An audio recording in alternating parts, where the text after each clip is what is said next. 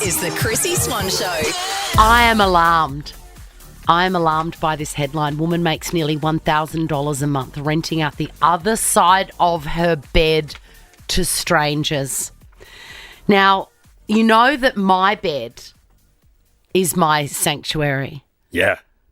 Like I share it with my daughter or my son. My older son is not that interested, but there is often a war that is waged between who will sleep next to me, between the two younger ones, and that's fine, but only just. Only just. And I think you've said on this show, partner or no partner, separate beds. Absolutely. Like even if you're with someone, you want your own bed and your own bedroom and space. So the idea of a stranger sleeping in my bed while I'm in it. See, it's one thing to rent out, because you can get on Airbnb and rent out your room or whatever if you're not there. But I cannot believe it. I can't understand how anyone would want to do this. And I just think the type of people that would want to do it would be creepy. Like, I can't help but think that. I agree. Like what? The person that lets out the bed, or the person that wants to sleep in it? Paying to sleep in your bed. Absolutely. This woman, her name is Monique Jeremiah, and she is making, it's a little side hustle for her, and I'm all for it, but I've got so many questions, and she joins us now. Monique, hello. Hi, Chrissy. Hi, Jack. How are you going? I mean... Good, Monique. We're good. I'm full of questions, Monique. How many people have shared your bed with you? Well, actually only one, but I am now open to doing it again because it was a good experience. So did that person, it's saying here that you're making nearly $1,000 a month. Did that person spend $1,000? I'm just under $1,000, but, literally renting half my bed with me, and it was such a lucrative idea because, rent is going up for single rooms and house prices, so people are being priced out of the market. So they thought, well, hot bedding is the next best alternative. Okay, I want to talk to you about this person that came into your house and slept in your bed. Was it a man or a woman? It was a man. How many nights did he sleep in your bed? They were with me for 2 years because they thought it was a very good option for their living circumstances. Monique, did you guys ever get it on in those 2 years? Like, surely. No, absolutely not, because I actually went celibate for 2 years deliberately, and so it actually worked out perfectly. I can't believe it. I'm shook. So how many, so it was 2 years, but it wasn't every night? Well, pretty much whenever they were here in the Gold Coast. So, like me, they were living their separate lives, doing their own thing, travelling in and out when they had to. So, it was a perfect arrangement if you like flexibility. It's kind of like how FIFO workers go in and out and they stay in long as when they go to the mines. Kind of like that. But, okay. I want to talk about the nitty gritty. So it gets to bedtime, and do you have a routine that you would do you just live your life? Like, I have a shower before bed, I get in, I put my earplugs in, I've got an oversized T-shirt on and underpants and I put some lavender oil on and read. Is that exactly what you did, but there was a stranger next to you? Yeah, pretty much. Because they saw me without makeup. They see the real me. There's nothing fake about it. Like, it's so natural and normal. Monique, did either one of you ever wake each other up with snoring or farting? Not that I can remember, because I run a modelling agency, Diversity Models. I'm always already zonked out because of how hard I work. So I just didn't hear anything. I was just in my comfort zone, sleeping in my bed next to a person. What size is the bed? It's a queen size, so it's not even king. It's queen size. No, that's not even a big bed. Do you have a king doona though? Yeah, I've got a king doona, definitely. I accounted for that because of obviously when someone pulls the doona off, got to make sure you're covered. So I was logical in my planning of the situation, and my room is very big too. Like it's as big as a 5-star suite. So I'm like, you know what? Might as well rent that space. I'm just so intrigued. Do you go to bed at the same time? Generally, yes. So 10 o'clock is kind of my shutdown time. So I made it very clear to the other person that, if they wanted to, watch their own videos or movies on their laptop, that they had to put their earphones on. Just out of respect. There's ground rules. I love it. And then when you wake up, what happens then? We just go about our day. So they leave when they want to leave. I leave when I leave. It's just like a hotel room, but just, you sleep in the same bed instead of shared beds. Would you ever spoon in the morning? Like if you wake up on a Sunday a bit sad, would either of you ever spoon each other or ever have a little cuddle? No, definitely not. Because for me, it's completely platonic. I'm focused on my business, and I had no interest in men or any kind of affection for the other person. So it was an ideal situation. Well, and what website is this available on? It's not Airbnb. No, definitely it's word of mouth. So for me, it's important to obviously trust the other person and get to know them first before they stay with me. Because, as a woman, it's important to be safe, but also be logical too. So I know exactly... Yeah, this is so fascinating, and you're hoping that this continues. This person that you've had the arrangement with for 2 years, have they moved on and you're looking for a replacement, or you're happy for lots of strangers, one a night? Like, what are you hoping for? Oh, no, I prefer long term. The person that stayed with me, they've moved to Melbourne, so they're completely gone. But I'm looking for someone that's obviously entrepreneurial like me, who is happy to have this arrangement, because my focus now in life is building my modelling agency, and so I have to just keep that mentality. But obviously, if the right person comes along, it could change the game. And what does a night next to you cost, Monique? I do it on a weekly basis. So right now, if I was to rent my half a bed again, I would probably charge about between $200 and $250 per week, because it's such a fabulous room. Yeah, it's lucrative. It's great. It's like you sleep and you make an income. And you know what? I'm never going back to work again because I love being an entrepreneur. That is unbelievable. I would happily pay my kids $250 a week not to sleep in my bed. The Chrissy Swan Show. Talking boozies. Oh, yeah. Talking boozies. Have you given up on bras? Have you started to get ready in the morning and you put on your undies and you go, no bra, you stay in the drawer because this is a new trend and I think I like it. I like it for others. I don't like it for me. And the reasons will be forthcoming. Okay. 13 24 10, give us a call if you've decided that you're over the bras. You'll get a Priceline voucher for your honesty. You sure will. It's not about being honest. People are embracing it.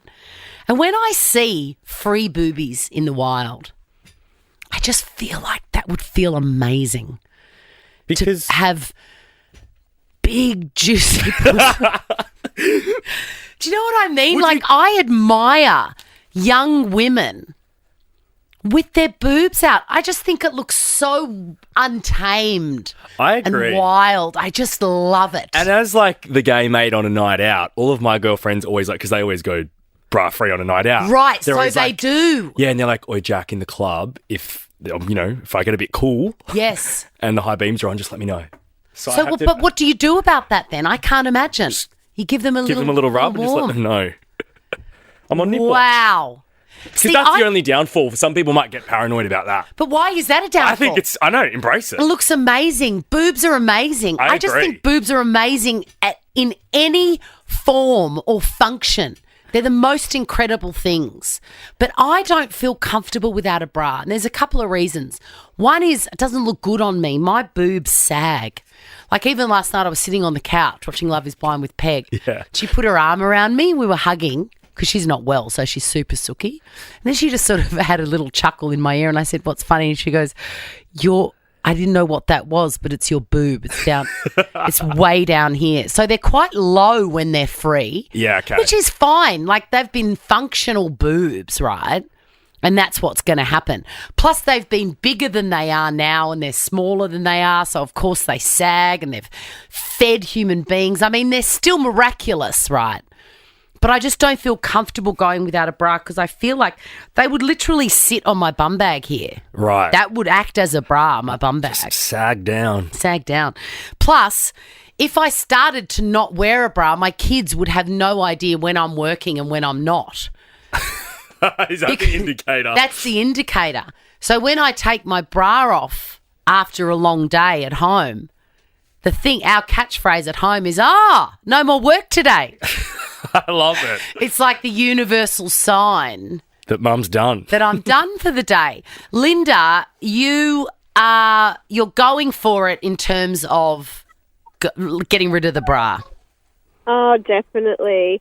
And I think the reason why is because I've been breastfeeding for the last 3 years. Yeah. And so the amount of times I've had to take it off anyway, I just thought, you know what, I'm just not even going to wear one. I love it. So do you go to the servo and, like, what's your cutoff? Would you go to work with no bra? Would you go on a night out with no bra? So I definitely wear a sports bra if I'm going, say, on a night out or something like that. Yeah, to the uninitiated, Jack, like you've never worn a bra. A sports bra has no underwire. It's just like a fancy crop top, really. It's a singlet. Yeah, it doesn't hold anything as such. But I think to the servo or to run into the milk bar or to pick up the kids, it's just, yeah. Just nothing. Good on you, Linda. Priceline pharmacy voucher for you, Linda. Kelly, do you go braless? Yeah, 100%. I've been braless for 7 years now. 7 years. I love that you know the exact year that you gave up on the bra. So what happened in 2017 or 2016 that made you go, do you know what? This is the last bra I'm wearing. Well, I had my first daughter, and just for convenience, I thought, well, I hate these nursing bras. They're ugly. I'm literally not going to buy one. So here we go. They're not pretty like they are now. So I thought, well, I'm just going to go braless. It's convenient. I just, whip a boob out and rub bed and I'm comfortable and it's good for everyone. I love it. I love it. It's comfort. It's functional. It's practical. And I think we've got people like Dua Lipa and Kendall Jenner, Hailey Bieber to thank for it for the Gen Zers because they all see those gals rocking it on TikTok. I believe Florence Pugh was the first one. Right, okay. That just went, you know what? This is part of my body and I'm just showing, this is it. Yeah. This is it. I'm not covering this up. Isabel, what do you reckon? Hi, yes. I say let the high beam show. Yeah. I think it's like sexy and cool. Do you? I think so as well. I think it's very in, and that's why some people get their high beams pierced as well. So they say high beams. What about a woman like me whose boobs are down to... No, don't worry about it, Isabel. It's okay. The Chrissy Swan Show. The Chrissy Swan Show. I want to talk about Jennifer Aniston, who is an icon. You know what I've been doing on the side? I've been putting together a list of my queens. Okay. Taylor's obviously on there. Drew Barrymore. I'm not 100% sure whether Jennifer Aniston is on there or not, but to be continued. Jennifer Aniston, I like her. I like her very much. And, she looks amazing. And maybe this is the reason. She has revealed that she has had a salmon sperm facial. Yum. I mean, I just feel sick about it. And she asked the same question I asked when I saw the words salmon sperm facial, and that is, how do you get salmon sperm? And I think I have an answer. Okay. Because do they do the do? Surely they have to procreate. Well, they must. But I think it might be the same as cod sperm, which I ate twice on a holiday in Tokyo earlier this year. Is that the one that you didn't enjoy? I did not enjoy it. Right. It was so bad. I went with Jamie Rowe, who works for Nova. Yeah. And he saw it arrive, and he's known me for decades, so he knew that I wouldn't be thrilled about it. And he just looked me in the eye and he said, pretend it's a tucker trial. How many stars is it? And that was the only thing that got me through it. So it looks like a brain. I reckon it's the same thing. Okay. It's not actually... It doesn't look like... It's not like human sperm. Right. I reckon it's the whole...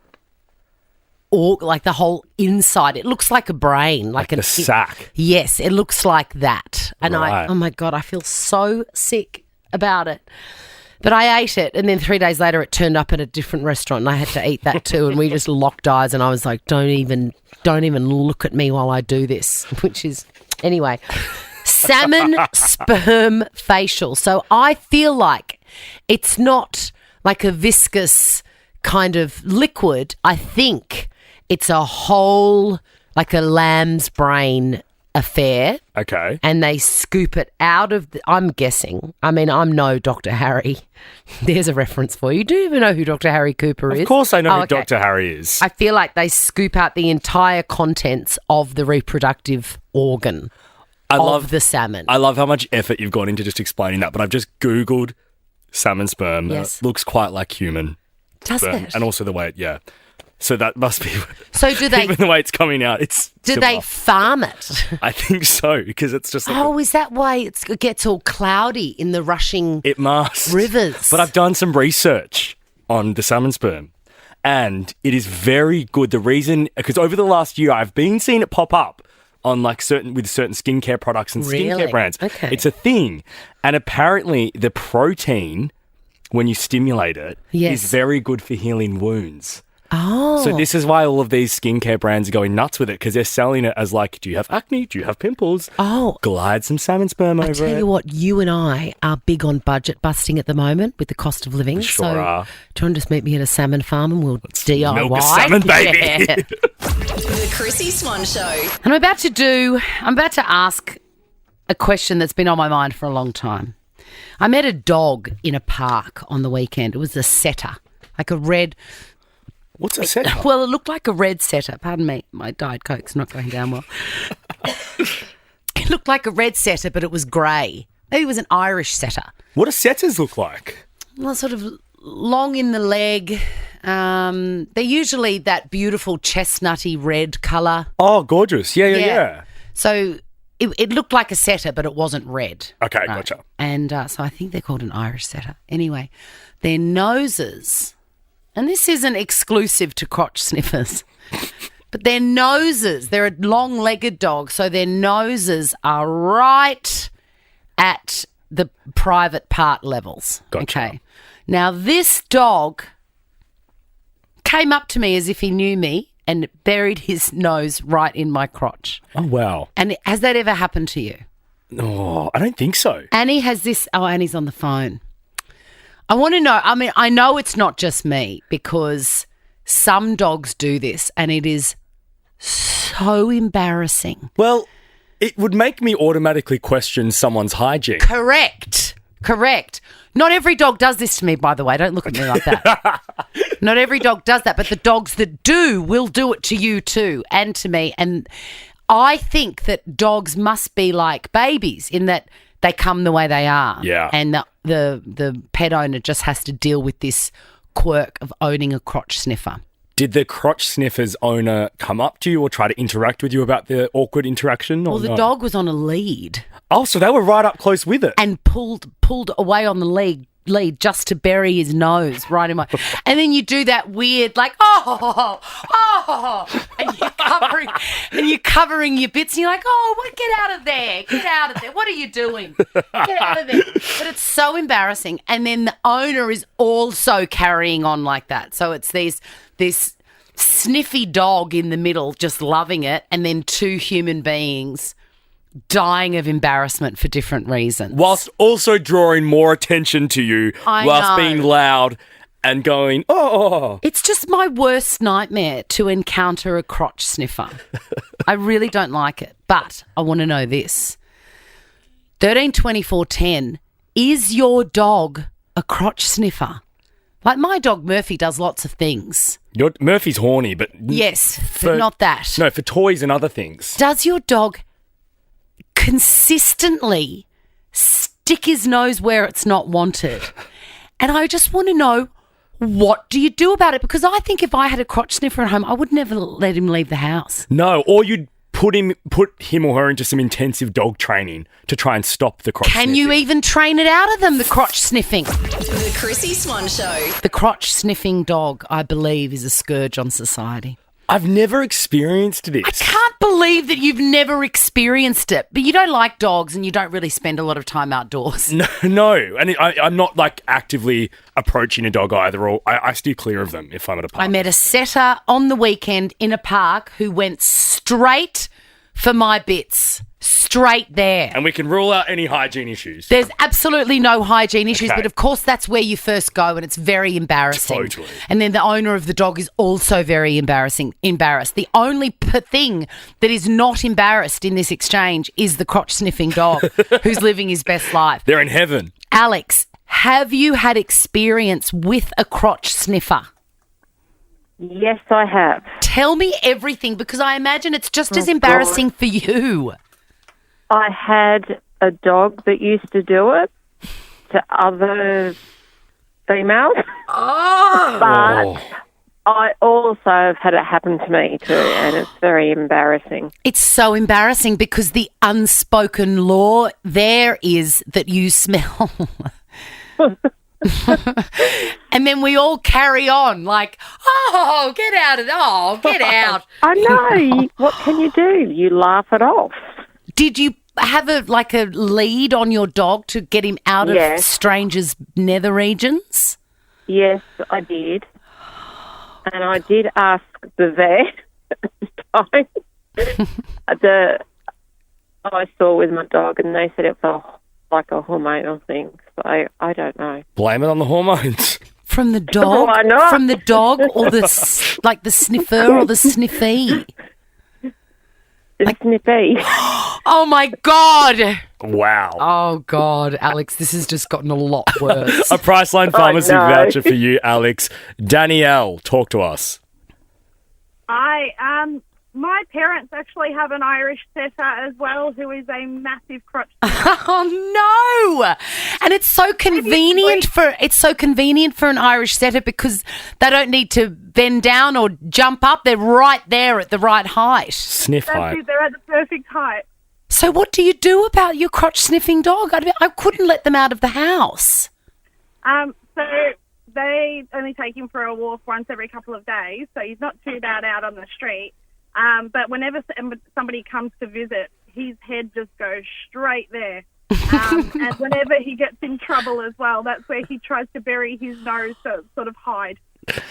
That'll make everything okay. So forget about burying your head in the sand, Danielle. wow. So, I mean, another one. I see, it does happen, Jack. It absolutely does. happens. Catherine, talk to me. You've got a crotch sniffer? We do have a crotch sniffer. He's a Maltese poodle, or a moo poo is what they call him, and he sniffs everyone's crotches, no matter male, female, children, babies, and it is highly embarrassing. So embarrassing. Are Maltese poodles quite short, Catherine, or are they taller? They are. They've got the short syndrome dog thing happening where they think they're like a Rottweiler, but they're actually not a Rottweiler. Catherine, at all. can I ask a logistical question? How does a small dog get up to the crotch? He will he will sit down and wait for a pat, and the minute the person bends down, then he sort of leaps up, and then he starts sniffing away on his hind legs. It's like he's having a crack at a piñata. Where there's a will, there's a way. Where there's a will, there's a way. Oh, my God. It is a thing. Carol, you're a dog walker. Let's finish with Carol. Talk to us about crotch sniffing. My worst ones are the greyhounds, and I've got a Newfoundland that's 75 kilos and has slobber as well. Carol, no. Go for the crutch with the slobber. And the greyhound's nose is so long. I know. It's just like they go, oh, this one. Now check this out. The Chrissy Swan Show is a Nova podcast. For more great comedy shows like this, head to novapodcast.com.au.